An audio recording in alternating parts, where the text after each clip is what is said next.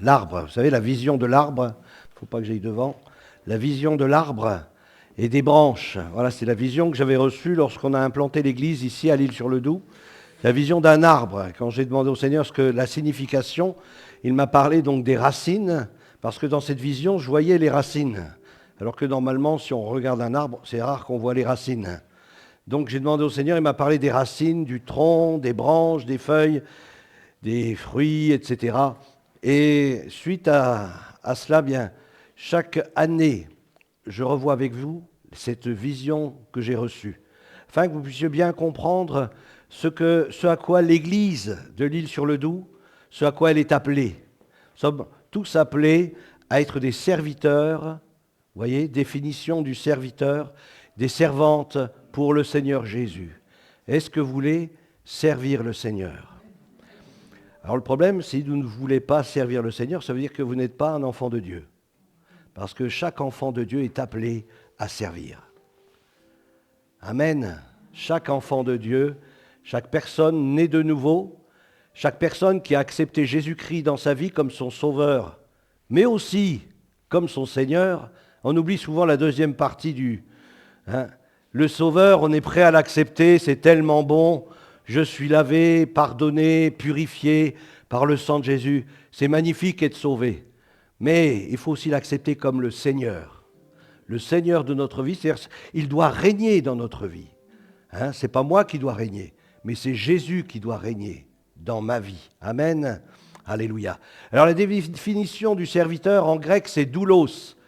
Ça me fait penser à un mot qu'on connaît bien en français. La douleur, la souffrance. Eh bien mon frère, ma sœur, si tu veux servir Dieu, attends-toi à souffrir.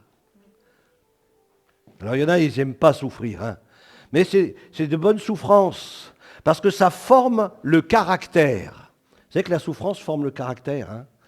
Et quand on est en Jésus-Christ, eh bien, lorsqu'on vit des choses au travers de notre service pour Dieu, des choses qui nous font mal, eh bien ça sert à ce que nous croissions en lui, que nous puissions de plus en plus ressembler à Jésus. Jésus dit, ils m'ont persécuté, ils vous persécuteront. Alléluia, forcément. Et si le diable a été un ennemi pour Jésus, bien c'est normal qu'il soit aussi votre ennemi. Ne soyez pas surprise, comme disait l'apôtre, d'être dans une fournaise. C'est normal. Le diable, il est venu pour détruire, pour égorger, pour voler. Il ne va pas faire ça aux païens qui ne connaissent pas Dieu. Il va venir au contact des chrétiens, justement, pour les déstabiliser, pour les avilir, pour les réduire de nouveau en esclavage. Mais Christ m'a affranchi, il m'a libéré, il a fait de moi une nouvelle créature. En Jésus, je suis libre. Amen. En Jésus, je suis libre et je ne serai plus jamais esclave. Vous êtes d'accord ? Amen. Plus jamais esclave. Alors, doulos, serviteur, esclave de Dieu, esclave de Christ, vient de Déo qui signifie lié, attaché. Je suis attaché à Jésus, comme le sarment est attaché au cep. À quoi êtes-vous attaché ? La Bible nous invite à nous examiner nous-mêmes pour savoir si nous sommes réellement dans la foi. Eh bien, c'est l'occasion à chaque culte, chaque moment où on ouvre la parole de Dieu ensemble, eh bien de voir où est-ce que je me situe par rapport à l'Écriture. Est-ce que réellement je suis attaché au cep, à Jésus, de tout mon cœur? Est-ce que cet attachement au Seigneur fait que cette vie qui est en lui, elle coule en moi? Parce que si elle coule en toi, à un moment donné, tu vas porter du fruit. C'est obligé. C'est obligé. Si tu laisses cette vie couler en toi, à un moment donné, tu vas porter du fruit. Amen. Alléluia. Gloire à Dieu. Le modèle parfait, on le connaît. Le modèle parfait du parfait serviteur, c'est Jésus. Il a aidé, il a guéri, il a lavé les pieds même de ses disciples. Pourtant, il y avait un Judas dans l'équipe. Mais même Judas, Jésus a lavé les pieds de Judas. Vous vous rendez compte ? Et Jésus savait qui était Judas. Nous encore, on n'est pas sûr de... on ne lit pas dans les cœurs de tout le monde. Mais sommes-nous prêts à faire du bien ? À tous, sans exception. Je crois que c'est à cela que Dieu nous appelle si nous voulons être des véritables serviteurs de Dieu. Si réellement nous voulons ressembler à Jésus, il nous faut apprendre. Il nous faut apprendre. Apprendre à être comme lui, savoir s'abaisser pour porter l'autre, pour l'amener plus loin. Un serviteur, c'est celui qui s'abaisse pour porter. Servir Dieu et son prochain avec amour, avec humilité, avec simplicité, mais aussi comme le Seigneur, il l'est lui-même fidèle, avec aussi fidélité. Est-ce que nous sommes fidèles? Est-ce que Dieu t'a trouvé fidèle? Waouh! C'est compliqué à répondre à cette question. Parce que dans le royaume de Dieu, il y a un passage que le Seigneur il donne concernant ses serviteurs entre bon et... Est-ce que je suis fidèle? Bon et fidèle serviteur, entre dans la joie, parce que sinon je ne pourrais pas entrer. Vous vous souvenez, il y a un passage de l'Écriture où il nous est parlé des vierges folles et des vierges sages. Et les vierges folles ont voulu entrer, ils ont frappé à la porte. C'est une parabole, Dieu nous parle au travers de paraboles. Et ils ont voulu entrer dans la salle des noces. Pourtant, c'était des vierges. Et la vierge, c'est comme l'Église. Elles avaient aussi de l'huile, mais pas suffisamment. Elles sont restées derrière la porte. Jésus leur a dit, « Je ne vous connais pas. Je ne vous connais pas. » C'est terrible, hein? C'est terrible d'entendre ce genre de choses. Être fidèle. Dieu attend de nous la fidélité. Fidélité. Comme un époux envers son épouse, comme une épouse envers son époux. La fidélité. Dieu attend de nous la fidélité. Nous sommes l'Église de Jésus-Christ, nous sommes l'épouse de Christ. Dieu attend de nous que nous puissions être fidèles à notre époux. Amen. Alléluia. Les ministères, dons de Christ, sont là pour perfectionner, former, édifier les croyants pour qu'ils puissent entrer dans les œuvres ou services que le Seigneur a préparés d'avance pour chacun. Dieu nous appelle à entrer dans des œuvres que lui a préparées d'avance. Le rôle des ministères dans l'Église, c'est de préparer chaque frère et sœur à entrer dans son service, à entrer dans son ministère, à entrer dans son appel, parce que nous sommes appelés à quelque chose. J'ai reçu des dons, j'ai reçu des talents pour servir le Maître. C'est lui qui les a déposés en moi. Comme la parabole des talents, vous la connaissez? Alors n'enterrez pas votre talent dans la terre, parce que Dieu attend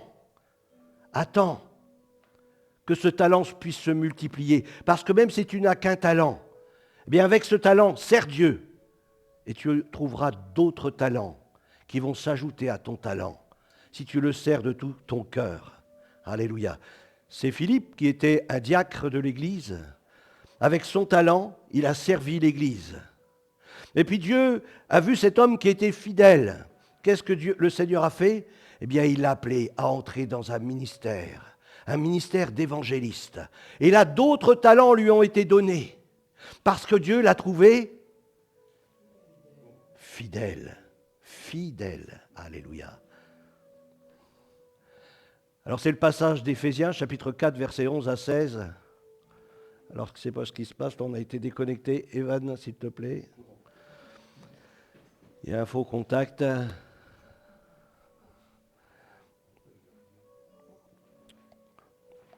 Puis je peux pas revenir en arrière. Attends, il faut que j'arrête et que je redémarre. Éphésiens, chapitre 4, versets 11 à 16. Où il nous est dit, il a donné les uns comme apôtres. C'est Christ, ministère, don de Christ. Il a donné les uns comme apôtres, les autres comme prophètes, les autres comme évangélistes, les autres comme pasteurs et docteurs, pour le perfectionnement des saints, en vue de l'œuvre du ministère et de l'édification du corps de Christ, jusqu'à ce que nous soyons tous parvenus à l'unité de la foi et à la connaissance du Fils de Dieu, à l'état d'homme fait, à la mesure de la stature parfaite de Christ, afin que nous ne soyons plus des enfants. Le centre de formation qu'est l'Église est pour nous amener à mûrir en Dieu, à devenir des hommes et des femmes qui soient intègre, fidèle, équipé. Voilà, je pense que ça va marcher là. Hein.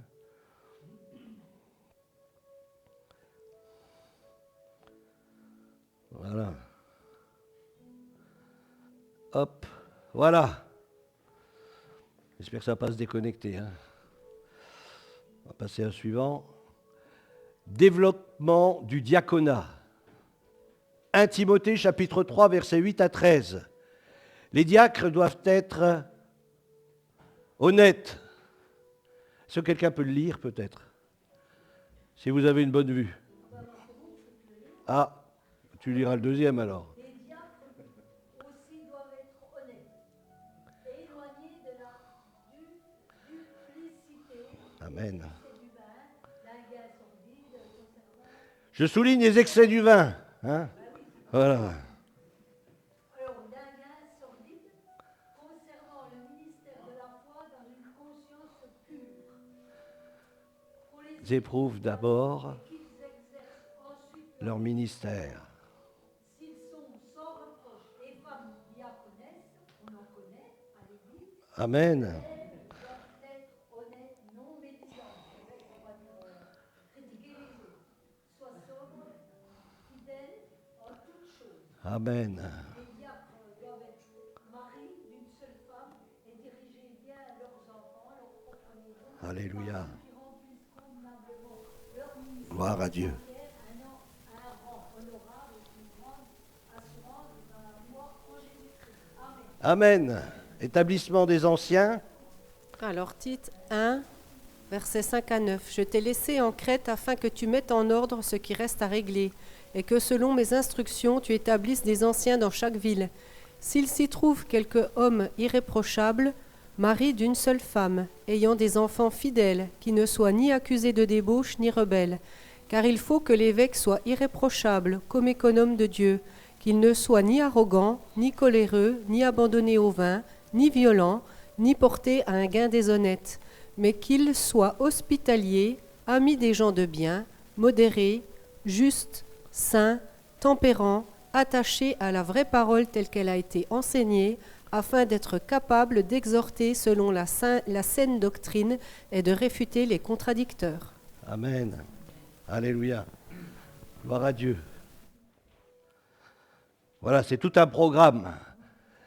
Et là, le rôle des ministères dons de Christ, c'est d'amener les frères et sœurs à entrer dans leur service, que ce soit dans le diaconat. Alors le diaconat, c'est ouvert à beaucoup de choses, surtout aujourd'hui, dans le monde d'aujourd'hui, où il y a tellement d'opportunités pour servir Dieu, on le verra plus tard.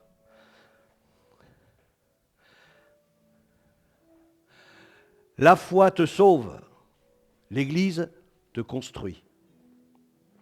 La foi te sauve, l'Église te construit. La foi commence en solo, mais elle se vit en équipe.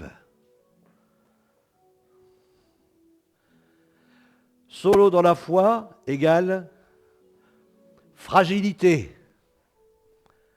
La Bible nous dit que celui qui se tient à l'écart, il cherche ce qui lui plaît. Et forcément, vous savez, pour le loup, pour manger une brebis, c'est tout simple. Il attend qu'une brebis s'écarte du troupeau pour pouvoir la dévorer.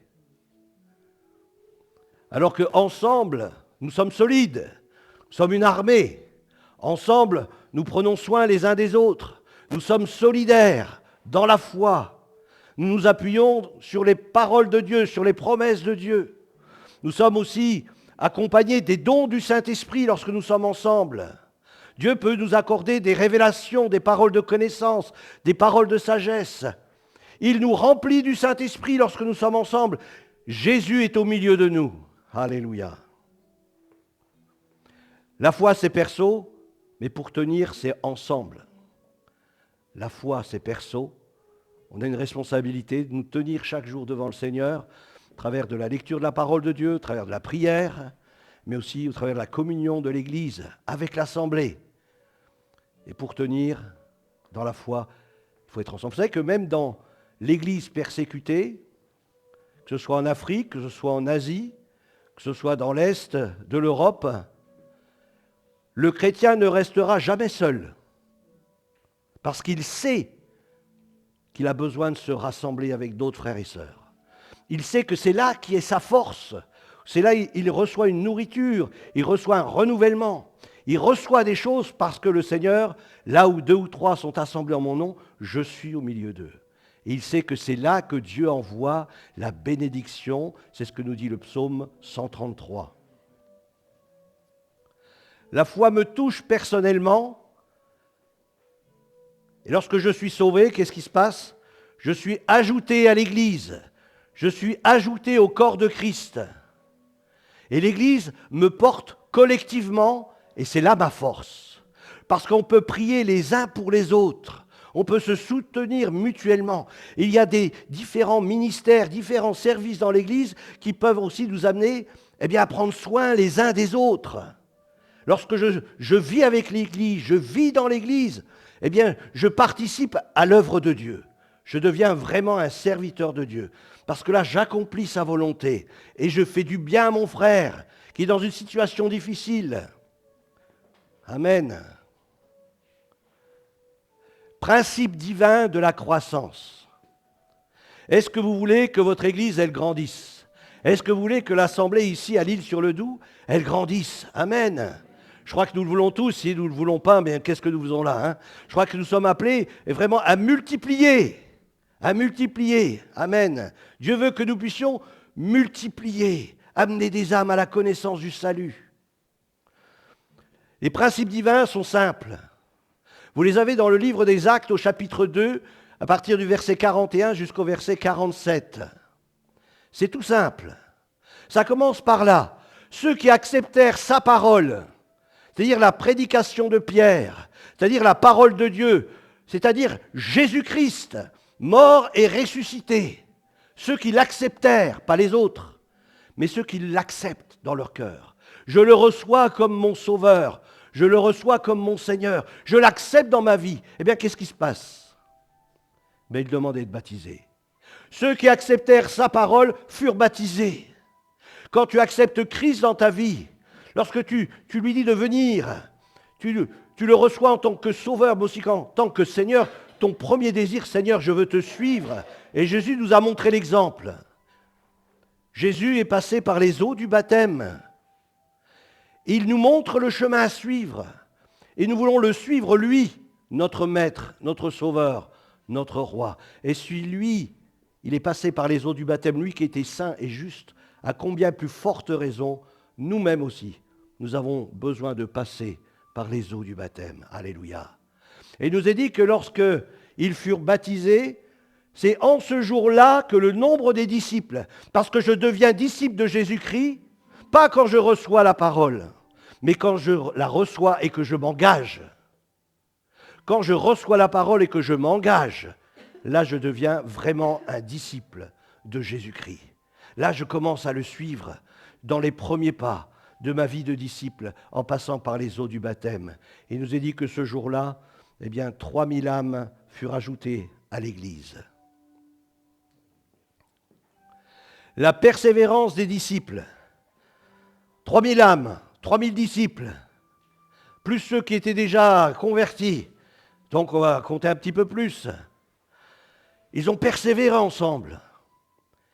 La persévérance est une qualité de l'Église. Quelque chose qu'il nous faut cultiver dans notre vie. Est-ce que tu es persévérant? La Bible nous invite même à être patient et persévérant. Patient et persévérant. Alléluia.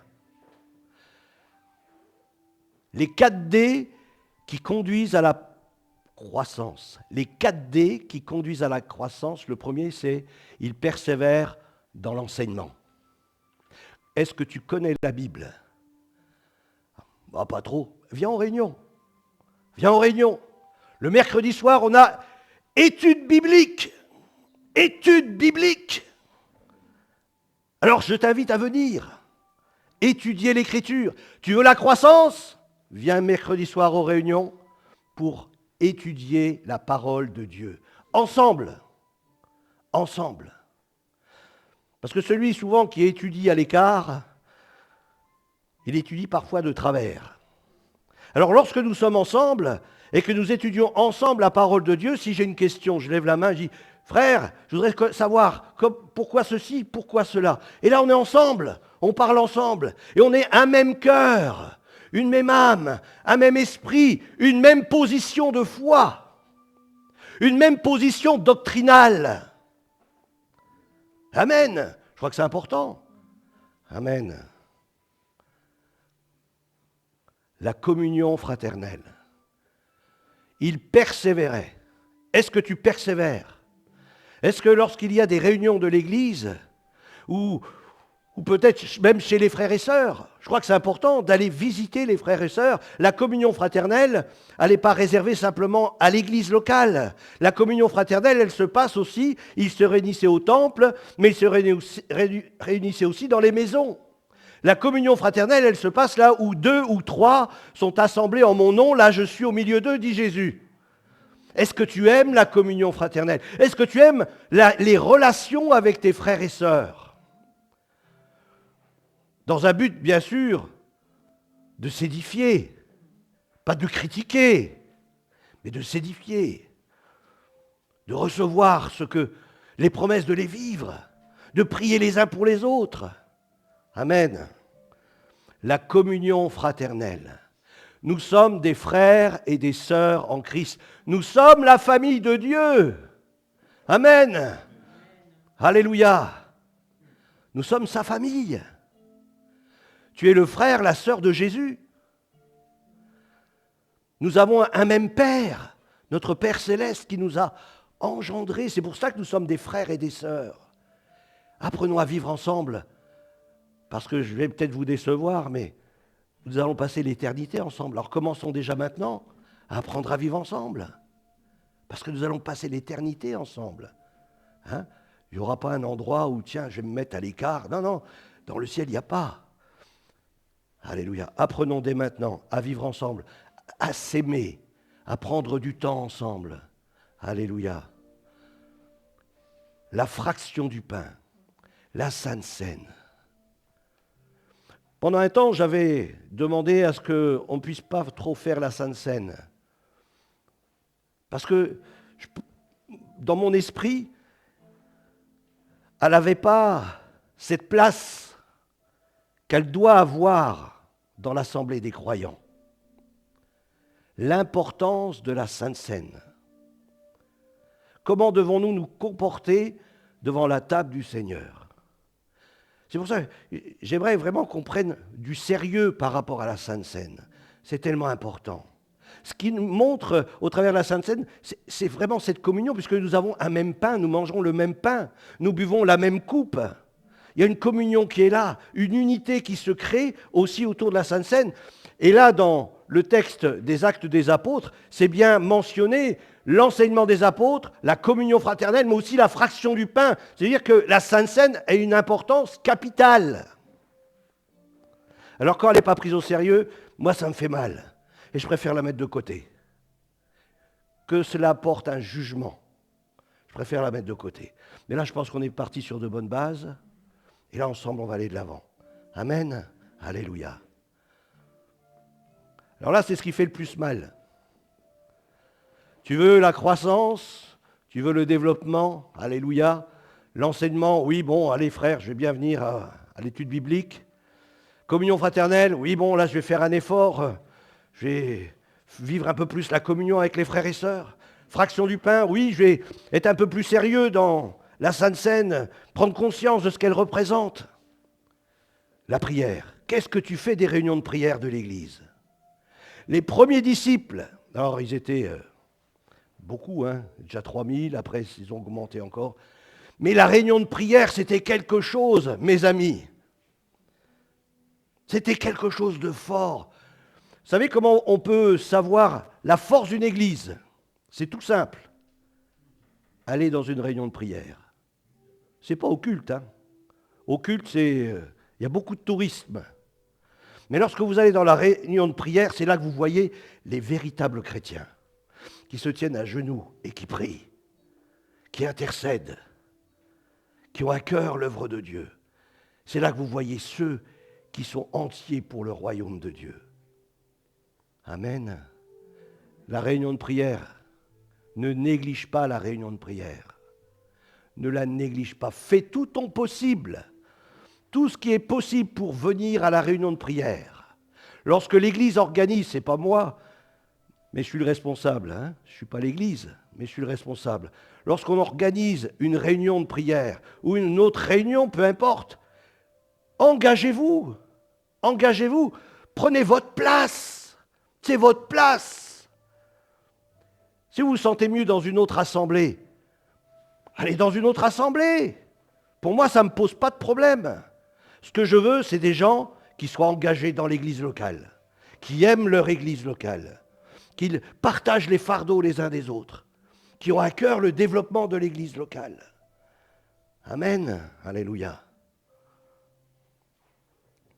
10 dynamiques des 4D. Ce que les 4D qu'on a vus, qu'est-ce que ça a engendré? Il n'y a pas beaucoup, hein, les 4D. Hein. Si les gens ont fait ça, on peut s'attendre à des miracles extraordinaires. On peut s'attendre vraiment à ce que Dieu déverse, parce qu'on est pleinement dans la volonté de Dieu. Ce n'est pas la mienne, c'est celle du Seigneur. Hein. Moi, c'est des textes bibliques que je vous mets à l'écran. Ce n'est pas dans ma pensée, ce que j'ai voulu mettre, etc. Essayer de vous influencer ou quoi que ce soit. Non, non. Je vous mets simplement ce qui est écrit. Moi, je sais que devant le Seigneur, je suis clean. Je vous ai annoncé tout le conseil de Dieu. Maintenant, c'est à nous de prendre position, à chacun de nous de prendre position. Chacun, nous sommes responsables devant Dieu. C'est tout, c'est notre responsabilité. Vous savez, je n'irai pas aller vous chercher, dire, ouais, faut que tu viennes à la réunion. Non, non, c'est le Saint-Esprit qui doit t'y attirer. Si le Saint-Esprit ne t'y attire pas, c'est qu'il y a un problème. Parce que le Saint-Esprit, c'est lui qui doit t'attirer. Oui, je veux être avec... Alors bien sûr, parfois on ne peut pas parce qu'on travaille, parce qu'on a un problème à la maison, parce qu'on est malade ou je ne sais pas. Il y a sûrement des choses qui peuvent éviter que je puisse y aller. Je ne parle pas de ça, je parle de gens qui n'ont pas envie. Qui n'ont pas envie. Qui se laissent inspirer par leurs émotions. C'est-à-dire que ce n'est pas le Seigneur qui règne, c'est moi qui règne.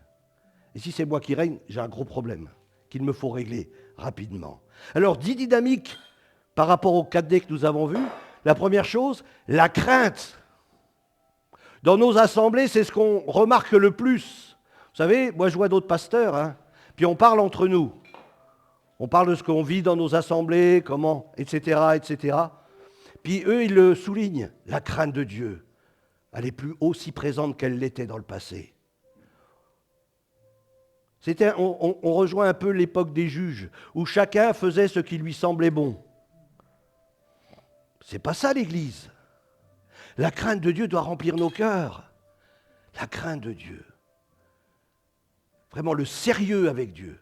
Je ne sais pas si vous avez vu le témoignage de Franck dimanche, ce qu'il a apporté au culte avec son épouse. Ils ont partagé leur témoignage, etc. Et il parlait qu'ils avaient à l'époque un pasteur qui les amenait dans cette formation pastorale, puis il disait, bien, heureusement qu'on a eu ce pasteur-là. Il était dur, mais c'est ce qu'il nous fallait. Il était dur, mais c'est ce qu'il nous fallait. Parce qu'il nous a montré la rigueur et l'importance de l'Église. L'importance de l'Église, la rigueur dans l'Église, la discipline dans l'Église. Alors il nous a dit, il se faisait beaucoup. Waouh! Les 4D, hein. S'il n'y a pas les 4D, hein. Oubliez le deuxième point là, la deuxième dynamique, il faut l'oublier tout de suite. Mais s'il y a les 4D, attendez-vous à ce qu'il y ait des miracles. Vous savez, moi j'ai vu des miracles. J'ai vu des choses extraordinaires. Pourquoi? Parce qu'on était ensemble. Quand on faisait une mission, on était une semaine, on était ensemble. Une semaine.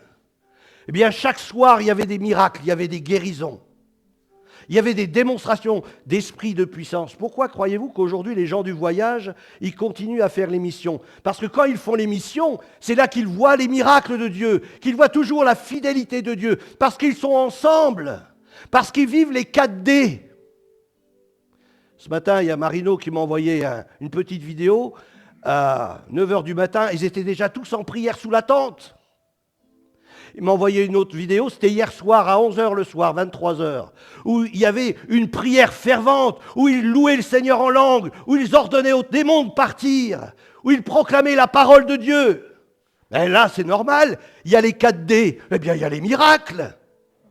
Il y a les miracles. Il y a les prodiges. Il y a des âmes qui se convertissent. Et un voyageur l'a amené au Seigneur. Il faut un miracle. Hein.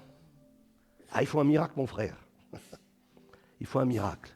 Pour amener les gens de l'île sur le Doubs au Seigneur, mais il faut aussi des miracles. Il faut des miracles. Parce que sinon, on fait des adeptes. On fait des adhérents à une association. Mais ce n'est pas ça notre but. Notre but, c'est de voir des hommes, des femmes convertis, nés de nouveau, remplis du Saint-Esprit, avec un cœur entier pour servir le Seigneur. Alléluia. Tous ceux qui croyaient, ils étaient où? Ben oui, parce que lorsqu'on fait les 4D, on aime être ensemble. Moi, quand je ne vois pas mon frère, ben ça me manque. Quand je ne vois pas ma sœur, ça me manque. Parce que je l'aime. Il y a l'amour qui nous unit les uns aux autres, l'amour de Christ. Tous ceux qui croyaient, parce que ceux qui ne croyaient pas, on les appelle des incrédules. Hein, ceux qui ne croient pas, on les appelle des incrédules. Hein. Alors tous ceux qui croyaient étaient dans un même lieu, et tous ceux qui ne croyaient pas, eh bien, ils étaient ailleurs. La foi, c'est ce qui nous rassemble. La foi, c'est ce qui nous rassemble. La foi dans le Seigneur Jésus-Christ, c'est ce qui nous rassemble. Rassemble. Jésus était constamment avec ses disciples. Vous avez imaginé 12 bonhommes, tous les jours, avec leurs petits bobos. Hein? Seigneur, marche pas trop vite, j'ai plus 20 ans. Hein?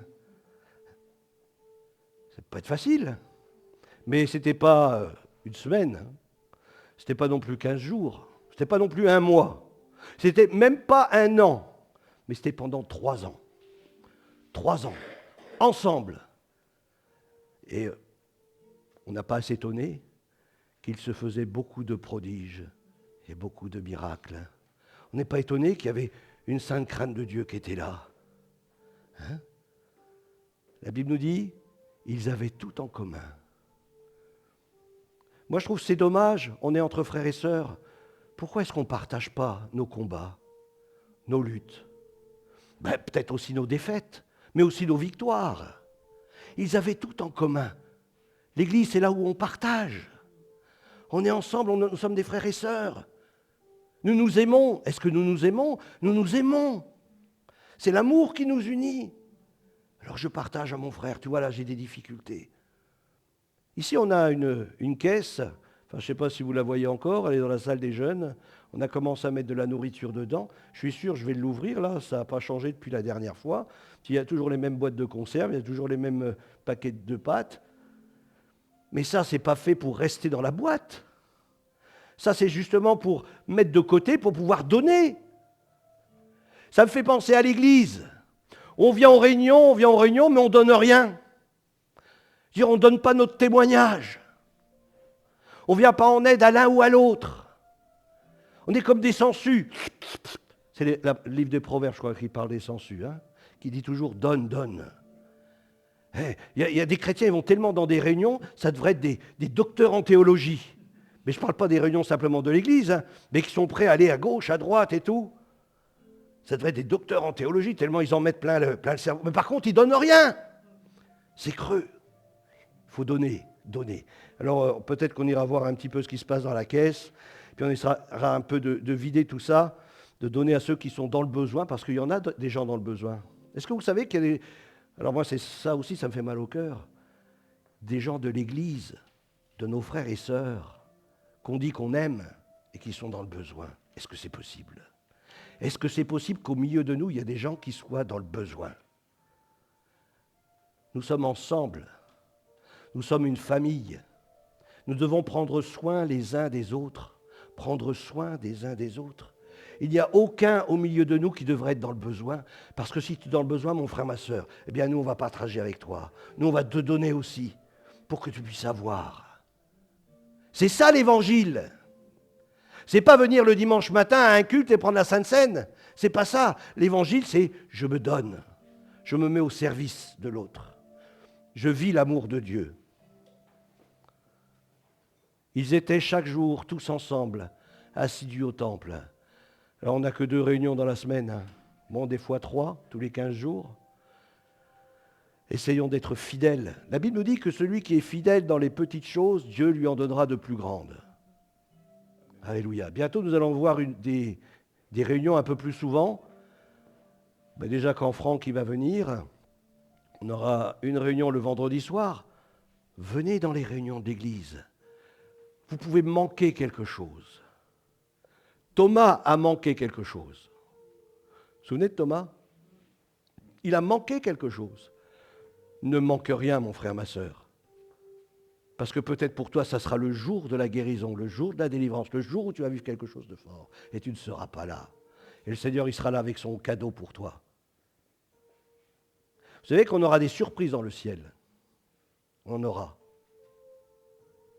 Parce que Dieu aurait voulu tellement nous bénir au-delà de ce que nous sommes venus chercher dans sa présence, ou que nous ne sommes pas venus dans sa présence.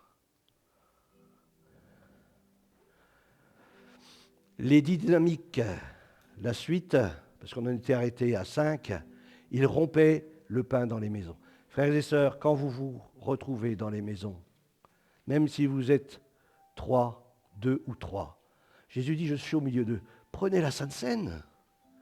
La Sainte Seine, ce n'est pas réservé à l'Église.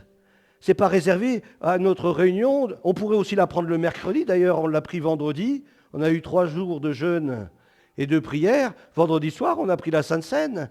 N'attendez pas le dimanche pour prendre la Sainte Seine. Si vous avez 2 frères et sœurs qui sont chez vous, prenez un temps devant le Seigneur. Ouvrez la parole de Dieu. Moi, je sais, je faisais ça dans le passé. Mais je le fais encore aujourd'hui parce que je suis, en tant que pasteur, lorsque je vais chez quelqu'un, ben voilà, le minimum, c'est au moins d'essayer d'ouvrir un peu la parole de Dieu. Mais n'attendez pas d'être pasteur ou pasteuse pour ouvrir la parole de Dieu. Quand vous allez chez votre frère, votre sœur, prenez un temps, 5 minutes, ouvrez la Bible, lisez un passage, priez ensemble et prenez la Sainte Seine. Prenez la Sainte Seine. Alléluia. Gloire à Dieu. Ils rompaient le pain dans les maisons. Ils prenaient leur nourriture avec joie et simplicité. Quand vous lisez ça, ça veut dire que il n'y avait pas de médisance. Même s'il n'y avait pas beaucoup, ce n'est pas grave. Mon Seigneur est là. Il y a de nombreux missionnaires, je vous le dis comme ça, je ne sais pas si vous le savez, ils ont rendu grâce à Dieu devant des assiettes vides. Mais ils étaient dans la joie de servir le Maître. Ils ont rendu grâce devant des assiettes vides. Bah, Dieu a pourvu par la suite. Mais la foi nous maintient dans la joie. Comment être toujours joyeux? Eh bien, parce que je vis de foi vivante. Donc, je peux être toujours joyeux. Parce que je m'attends tout le temps à la grâce de Dieu. Je suis reconnaissant. Regardez. Lorsqu'on vit les 4D, on devient des louangeurs, des adorateurs. Lorsqu'on vit les 4D, la louange fait partie de notre vie. Hein? Dès le matin, je me lève, je loue le Seigneur.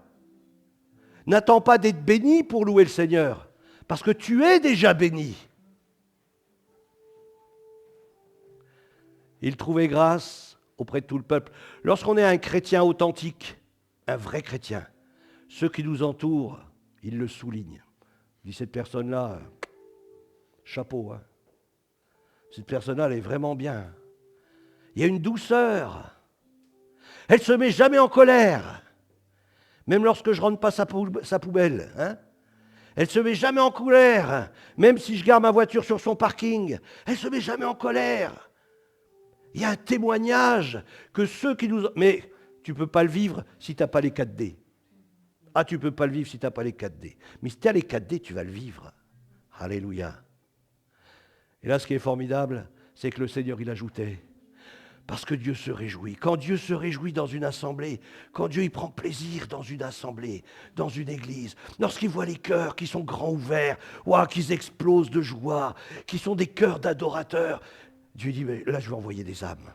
Là, je vais envoyer des personnes. Et ça va être comme Corneille. Hein. Il va avoir la visite d'un ange. Et l'ange va dire, vas-y, va là-bas. Va au 14 quai de la Saline. Va au 14 quai de la Saline. Et là, tu vas entendre la vérité. Mais plus que tu vas l'entendre, tu vas la vivre. C'est une grosse différence entre entendre la vérité et la vivre. Plus tu vas l'entendre, plus tu vas la vivre. Alléluia. Vivons la vérité de l'Écriture. Alléluia. On va faire un petit devoir là, simple. Pourquoi l'Église? Pourquoi l'Église? Ma foi est-elle faite pour être vécue seule? Oui, non, par moment, ça dépend, ça dépasse. Hébreux 10, 25. Alors j'ai essayé de regarder des synonymes dans le grec. Je me suis dit, qu'est-ce qu'ils vont comprendre dans n'abandonnez pas? Ne désertons pas. Ah, j'ai trouvé que c'était pas mal. Ne désertons pas, ne lâchons pas. Ah, il y en a, ah, tu m'as lâché. Je te faisais confiance, tu m'as lâché. Ne lâchons pas notre assemblée. Alléluia. Matthieu 18, 20, enfin vous connaissez, vous voyez les textes devant vous, je ne vais pas vous les lire. Vous pouvez les lire simplement. Je vais juste lire ce qui est en rouge. Dieu ne nous a jamais appelés à marcher seuls, mais à avancer ensemble. Pourquoi se rassembler? Pour écouter, pour s'encourager, pour grandir, ou tout ça? Allez, réponse D, bien, vous avez gagné. Il y a des choses que Dieu ne fait qu'au milieu de son peuple. Vous savez, quand ils ont reçu le baptême dans le Saint-Esprit, le jour de la Pentecôte, ça me fait du bien parce que ça vient juste à l'esprit là. Je n'ai pas noté, je n'ai pas préparé ça. Le jour de la Pentecôte, il y avait des disciples dans la chambre haute. Combien il y en avait? Bon, on dit, on espère, il y en avait au moins 120. Mais je pense qu'il y en avait aussi ailleurs. Est-ce que les autres, ils ont été baptisés du Saint-Esprit? Eh bien non! Le Saint-Esprit est descendu dans la chambre haute. Le Saint-Esprit est venu là où ils étaient rassemblés. Il y a des choses que Dieu ne fait qu'au milieu de son peuple. Mon absence a-t-elle un impact? De toute façon, ce n'est pas grave. Je ne vais pas au culte aujourd'hui, je ne vais pas à la réunion de prière aujourd'hui, je ne vais pas à l'étude biblique aujourd'hui. Je ne vais pas participer aux jeûnes, de toute façon, ça ne sert à rien de jeûner. Pourquoi jeûner?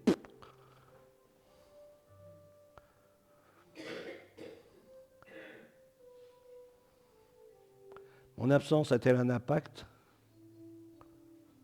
Réponse D. Oui. Mon absence, elle a un impact. Bien sûr, tu n'es pas là pour le voir, mais elle a un impact. Notre absence se remarque plus qu'on ne pense. Oh, j'ai été trop vite, tant pis. L'Église, c'est quoi? Un lieu, une habitude, un peuple, une organisation. Alors, il y en a pour eux, c'est un lieu. C'est là où il y a un clocher. Non, la réponse, c'est la réponse C. L'Église, c'est un peuple de rois, un peuple de sacrificateurs. C'est quelque chose, c'est important. Ce n'est pas un lieu, c'est le corps auquel nous appartenons, auquel j'appartiens. C'est le corps de Christ. Alléluia. Pourquoi venir sans envie? Parce qu'il y en a, ils se lèvent le matin, oh ben non, j'ai pas envie. Ou ils arrivent le soir, oh non, j'ai pas envie. Ou l'après-midi, oh, j'ai pas envie. Pourquoi venir sans envie? Par discipline, par fidélité, pour recevoir ou pour donner?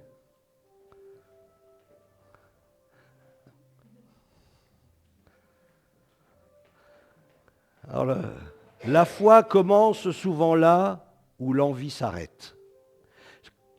Et j'ai mis un petit truc après parce que des fois, on a peut-être du mal à comprendre.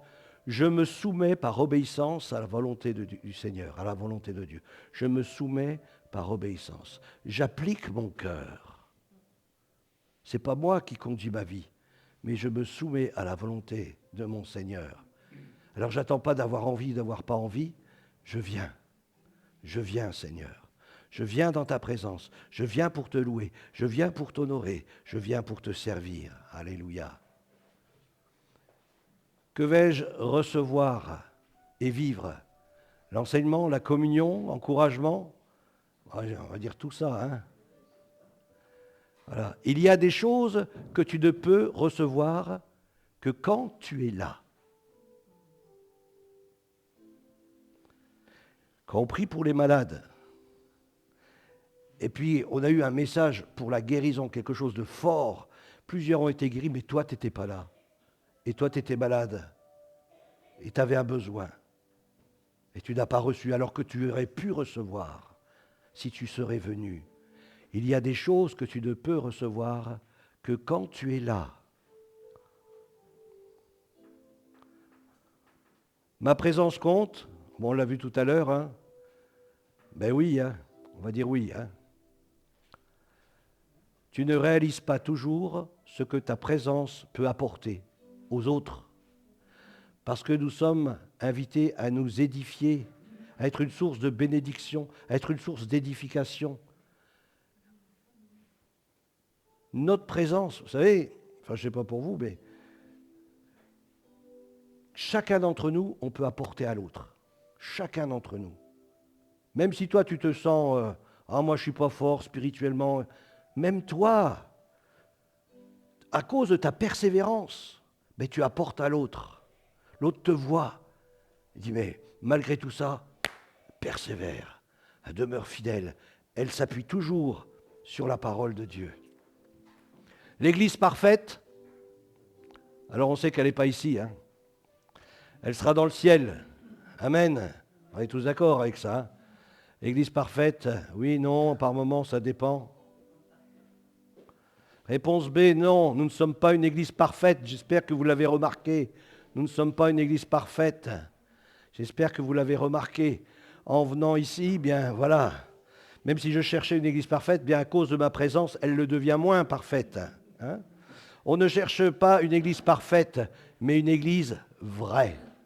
Une Église vraie, une Église qui veut vivre l'Évangile, une Église qui veut persévérer dans les voies de Dieu, une Église qui veut construire, qui veut bâtir, qui veut se développer, qui cherche à faire entrer les frères et sœurs dans un service, dans une œuvre, dans les œuvres que Dieu a préparées pour. On va arriver au bout, hein. Pourquoi rester engagé? Par amour, par conviction, pour grandir? Allez, on va dire tout ça. C'est tout ça, Sylvette, c'est tout ça. Ah bon? C'est dans la persévérance que nous sommes, qu'on se construit, que tout se construit. C'est dans la persévérance. Hein. Vous avez des textes qui sont là. Voilà, la 10e question, elle est là. Aller à l'église, c'est un choix, un besoin, un engagement ou la réponse à Dieu. C'est vous qui l'avez dit, hein? Venir, c'est répondre à quelque chose, à quelqu'un, à une convocation. À une convocation. À une convocation. Amen. Voilà. On verra la semaine, plus tard, la suite. J'ai encore d'autres petites choses. On est presque au bout, hein. Je suis à 16 diapos, il y en a 18. Mais on va arrêter là, il est déjà tard. On va prier le Seigneur, on va se lever ensemble, puis on va remercier le Seigneur pour ces moments. S'il y a des gens, des personnes qui souhaitent la prière, bon appétit. Je n'ai pas compris. D'accord. Alléluia. Gloire à Dieu. Donc on va faire l'onction d'huile. Tu veux bien t'approcher, Bernard, pour faire l'onction d'huile aussi à Noël? L'onction d'huile, Bernard, si tu peux t'approcher. Ouais. Voilà. Alléluia.